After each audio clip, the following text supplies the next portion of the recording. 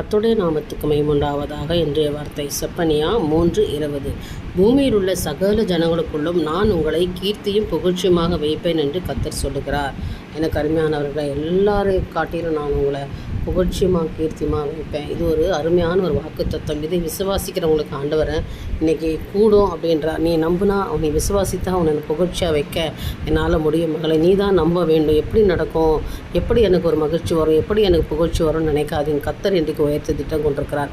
உங்களை குறித்து அக்கறை உள்ள தேவன் இன்றைய தினம் சொல்கிறாரு, நான் உன்னை புகழ்ச்சியும் கீர்த்தியமாக வைப்பேன். அதாவது நீ வாழ்கிற இடத்துல உன் தலையை நான் உயர்த்துவேன். நீங்கள் வேலை செய்கிற இடத்துல உன்னை நான் மகிமைப்படுத்துவேன். எங்கே போனாலும் உன்னை நான் ஆசீர்வதிப்பேன். உன்னை மேன்மை பாராட்டும்படியாக நான் வைப்பேன். உன்னை எல்லாவற்றிலும் உயர்ந்த இடங்களிலே உட்கார வைப்பேன்.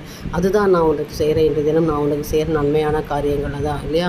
புகழ்ச்சியும் கீர்த்தியமாக வைப்பேன் என்று கர்த்தர் சொல்லுகிறார். ஏன்னா எல்லாரையும் சகல ஜனங்களுக்குள்ளும் உங்கள் இனத்தின் மத்தியிலும் ஜனத்தின் மத்தியிலும் கர்த்தர் உங்கள் தலையை உயர்த்துகிற காலங்கள் தான். அதனால் நம்பிக்கையோட இந்த வசனத்தை உரிமை பாராட்டி ஜெபம் பண்ணிட்டு இந்த நாளை துவங்குங்க. கர்த்தர் உங்களை புகழ்ச்சியும் கீர்த்தியமாக வைப்பாராக.